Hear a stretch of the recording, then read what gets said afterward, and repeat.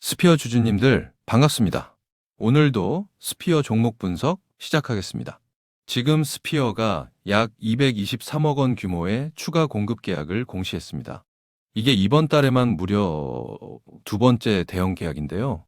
이제는 누적 수주 금액이 무려 3,300억 원을 돌파했습니다. 그런데 시장의 반응은 어땠을까요? 주가는 오히려 하락했습니다. 과연 이 하락이 끝을 의미하는 걸까요? 절대 아닙니다. 지금 스피어는 본격적인 성장 궤도에 진입했습니다.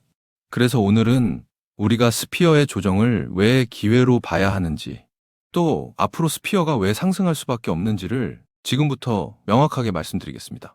3,300억 원짜리 수주를 공시한 날 주가가 하락했습니다. 이게 이상한 걸까요? 당연한 걸까요? 사실 이건 단기 급등 이후 나타나는 전형적인 차익 실현 구간입니다. 연속 대형 계약 소식이 터질 때마다 주가가 빠르게 올랐고 그 급등에 올라탄 매물이 발표 타이밍에 쏟아지는 패턴이거든요. 중요한 건 계약의 품질과 지속성이에요. 오늘 여러분과 함께 확인할 키워드는 세 가지입니다. 첫째, 계약 릴레이의 연료가 되는 완성형 공급망 구조.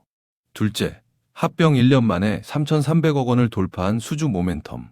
셋째, 뉴스페이스 시대가 여는 장기 성장 레버리지입니다. 이 세 가지가 맞물리면 어떤 그림이 나오는지 지금부터 함께 확인해 보겠습니다.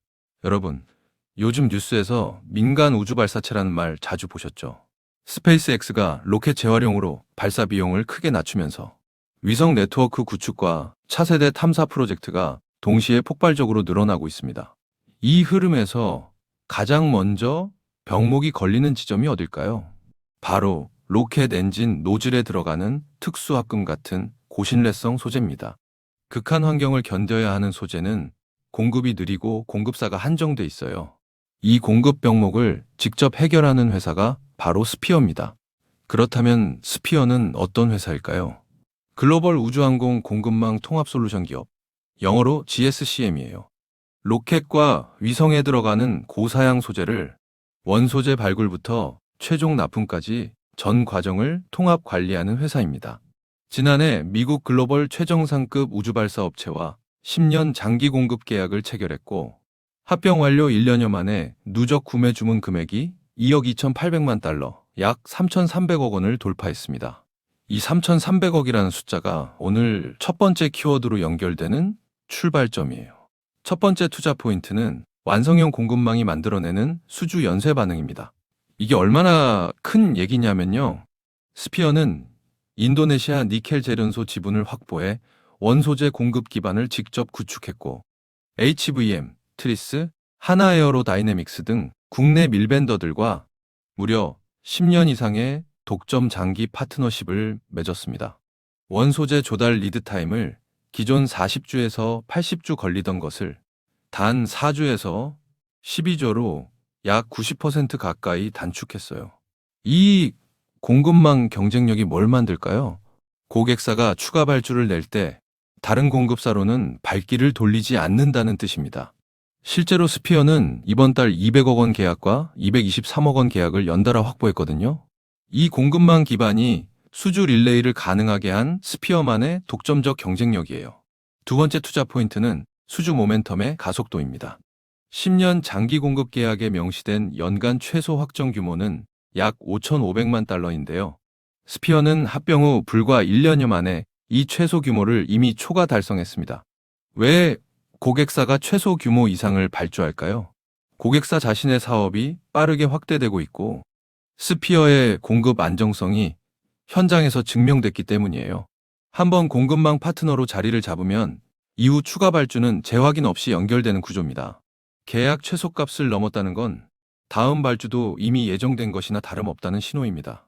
세 번째 투자 포인트는 뉴스페이스 성장이 만드는 구조적 레버리지입니다.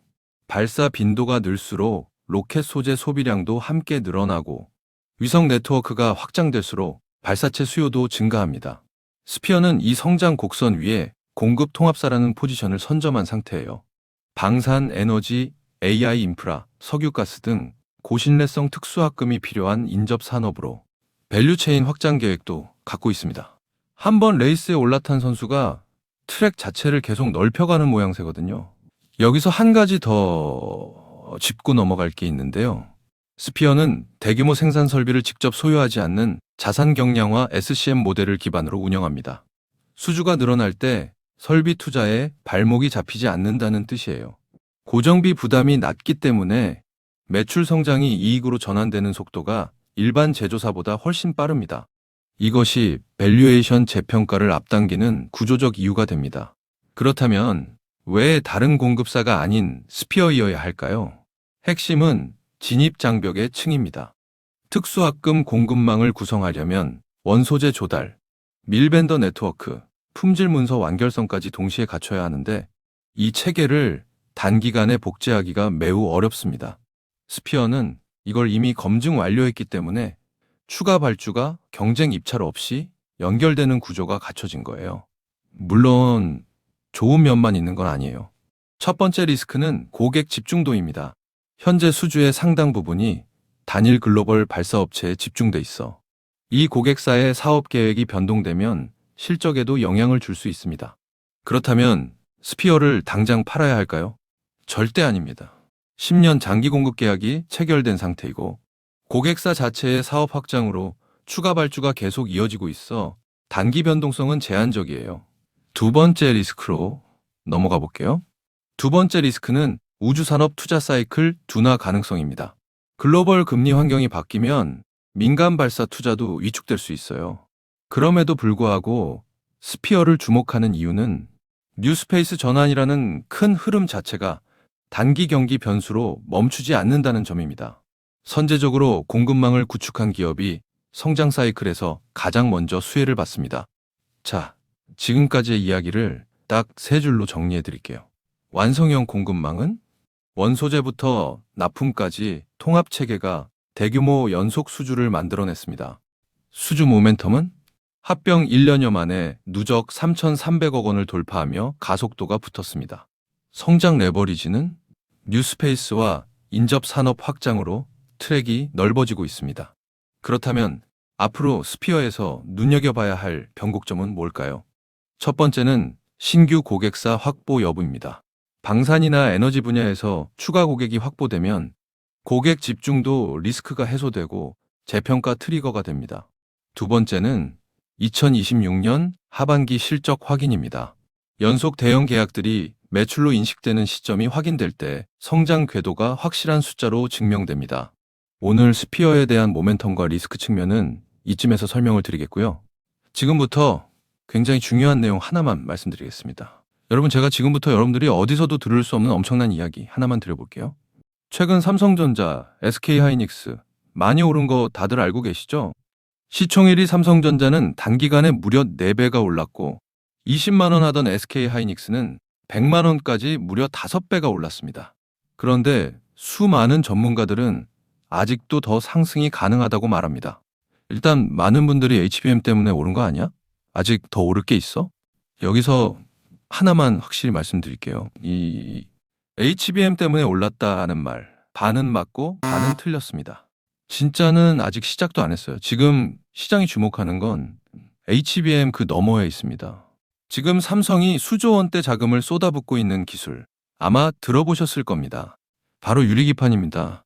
그리고 지금 시장에 알려지지 않은 어떤 한 기업이 유리기판의 게임 체인저로 조용히 떠오르고 있습니다. 이미 삼성의 막대한 자본이 이 기업으로 흘러들어가고 있고 AI, 반도체, 2차 전지까지 세 가지 테마가 동시에 엮여 있습니다. 최근 시장만 봐도 테마가 너무 빠르게 바뀌잖아요. 그런데 이 종목은 세 가지 테마가 동시에 묶여 있어서 꾸준한 상승이 가능하다는 겁니다. 그리고 지금 시점에서 가장 중요한 질문 하나 드려볼게요. 여러분, 지금 엔비디아, 인텔, 구글의 가장 큰 고민이 뭔지 아세요? AI 성능은 하루가 다르게 진화하고 있는데 문제는 그만큼 열도 어마어마하게 뿜어낸다는 겁니다. 성능이 올라갈수록 발열도 함께 올라가는데 기존 반도체 구조로는 이제 그 열을 감당할 수가 없는 거예요. 한마디로 성능의 한계가 아니라 열의 한계에 막혀버린 겁니다. 그래서 지금 엔비디아와 삼성이 긴밀하게 협력을 논의하고 있는 거고 AMD 수장까지 직접 방한한 겁니다. 그런데 여기서 이상한 점이 하나 있습니다. 삼성이 세계 최고 실력이라고 자부하는 이 기업의 주가는 아직 바닥입니다. 왜일까요? 세력들은 절대로 아무 때나 주가를 올리지 않습니다. 항상 남들보다 먼저 오랜 시간 매집을 하고 그 다음 재료가 시장에서 부각되기 시작할 때 그때부터 본격적인 상승세를 보여준 겁니다. 그런데 이 종목 같은 경우에는 유리기판이라는 초강력 재료를 가지고 있고 삼성의 거대 자금이 빠르게 들어가고 있기 때문에 한번 움직임이 시작하면 절대 이 가격대엔 못 산다는 겁니다. 그리고 소름 돋는 게 하나 더 있습니다. 제가 작년에 추천드렸던 원익홀딩스 기억하시죠? 똑같이 바닥권에서 횡보하며 장기 매집이 시작됐고 거래량이 본격적으로 튀어오르기 시작하더니 무려 8배 넘는 상승이 나왔습니다. 그런데 이 종목도 보면 어떻습니까? 바닥권에서 횡보하며 오랜 시간 매집이 진행됐고 거래량이 중간중간 강하게 튀어올랐습니다. 그렇다는 건 이 종목도 원익홀딩스만큼 상승이 나올 수 있다는 의미이고 거래량 볼륨이 원익홀딩스보다 더 크기 때문에 그 이상의 상승이 나올 수밖에 없다는 겁니다. 그리고 수급도 한번 보세요. 외국인과 기관들은 쉬지 않고 매수하고 있는데 개인들만 매도하고 있습니다. 전형적인 메이저 세력의 수급 패턴입니다. 게다가 최근 들어 기관들과 외국인들의 매수세가 점점 강해지고 있기 때문에 머지않아 본격적인 상승이 시작될 겁니다. 그래서 지금 시간이 얼마 남지 않은 만큼 정말 많은 고민 끝에 세력 매집주를 구독자분들께 100% 무료로 공개를 해드릴 거니까요. 대신 여러분들은 구독과 좋아요는 꼭 눌러주시고 지금 화면에 제 개인 번호 잠시 보이시죠? 여기 있는 번호로 매집이라고 2글자 남겨주시면 제가 직접 보내드리겠습니다. 지금까지 제가 추천드린 종목들 다들 기억하시죠? 원익홀딩스 8배. 이 수익을 가져가신 분들의 공통점이 딱 하나 있습니다. 먼저 알았다는 겁니다. 오늘 소개드리는 이 종목도 마찬가지예요. 차트는 이미 신호를 보내고 있고 외국인과 기관은 조용히 담고 있습니다. 이 기회를 놓치는 순간 지금 이 가격은 다시 오지 않습니다. 종목명과 목표가 그리고 매수 전략까지 정리된 자료를 저희 구독자분들께 바로 보내드릴 거니까요. 마지막으로 구독과 좋아요 이 2가지만 눌러주시고 상단에 제 개인 번호로 매집이라고 2글자 남겨주시면 제가 직접 보내드리도록 하겠습니다. 투자에서 수익의 차이는 결국 기회를 알아봤을 때 시도했느냐, 그냥 지나쳤느냐에서 갈립니다. 그러니까 저희 구독자분들은 이 기회 절대 놓치지 마시길 바라겠고요. 오늘 영상은 이쯤에서 마무리하고 저는 다음에 더 좋은 분석으로 다시 찾아뵙겠습니다. 감사합니다.